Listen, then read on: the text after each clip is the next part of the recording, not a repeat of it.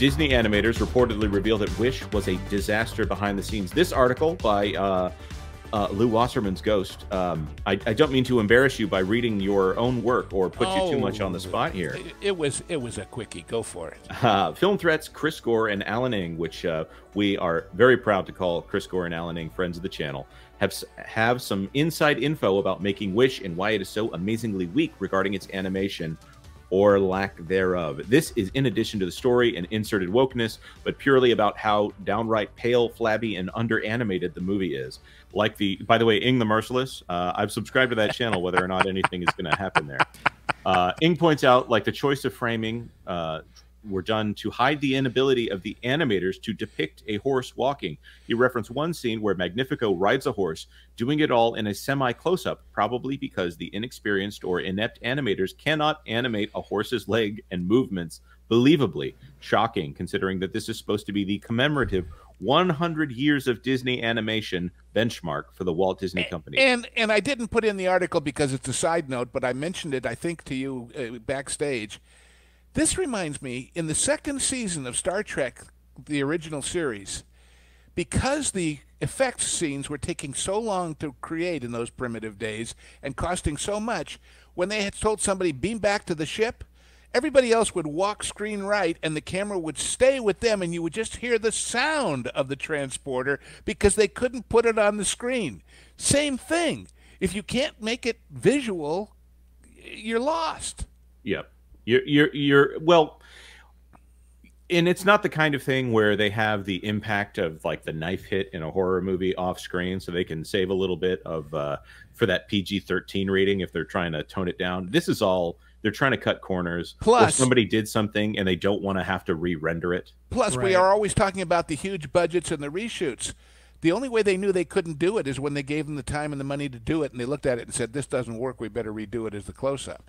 So this is the animation equivalent of these endless reshoots and fixes on the live action features, cost-wise. But understand that back in the day, including even for attraction development, at Joe Rohde and his team, when they were doing physical things, went and studied animals so they would have some understanding of how they needed to be addressed, how it needed to be presented. And that's from the physical engineering side. When you have animations, animators are supposed to go and study motion. They're supposed to understand how everything works and be able to articulate it physically. And the original Snow White, they filmed real actors walking and doing dances and everything else so that they could get it right. Yes. Right. So I hate to interrupt, but we still haven't gotten to the meat of this, and I really want to get there. Okay, hey, please go ahead. But wait, there's more. Yes, there is. After Alan Ng's scathing review, here's the kicker. Actual animators from inside Disney, Current Informer, reached out to Alan Ng and Chris Gore of Film Threat to express their frustrations about and detailed how the film was changed in production. The original intention of the film was supposed to be about the origins of the line "When you wish upon a star," but Disney corporate culture warped all of that.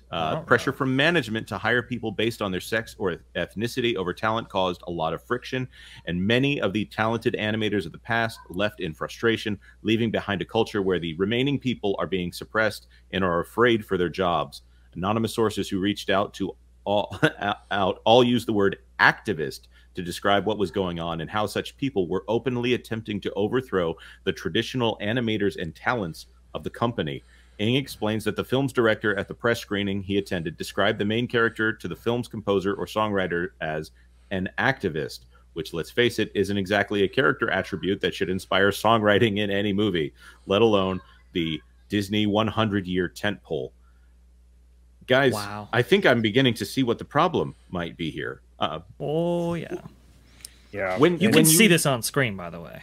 You can see what that, that the paragraph, that description of the events, you can see that on screen, which is really bizarre. Well, and interestingly enough, and then I'll stop interrupting Jonas, Pro and I have a video releasing today that talks specifically about the corruption of Disney's culture. But anyway, sorry, Jonas.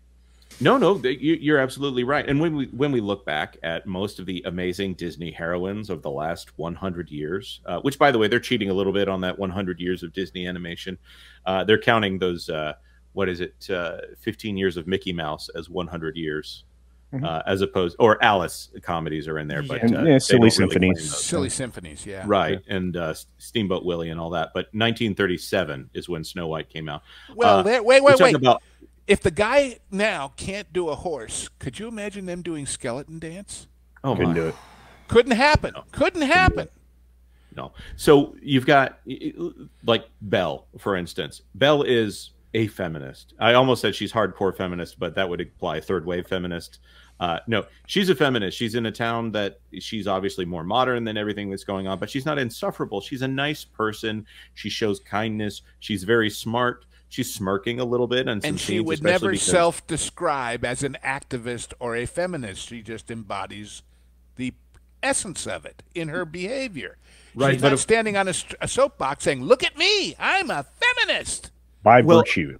Unless you do the Disney live-action remake in which Hermione Granger has to come in and remind people why she hasn't got any big movie roles since she stopped being in Harry Potter films, and say, you know what, I'm going to take over this role. I'm going to make her into a genius inventor, maybe even better than her father. And also she's going to be the person who inspires the town folks, as opposed to being an outsider who finds this strange creature out in the castle. And there's some strange connection here with her captor, and that romance blossoms. Instead, we have, oh no, she invents things, and they hate her because she's so much smarter than everybody. Yeah. Howard Ashman fought for Belle to be like a reader, right? And it's hinted at that, yeah, she does have, she does have kind of aspirations, but not really. It drives her character, obviously, but it's not really beaten over the head, and it's not presented in a feministic way.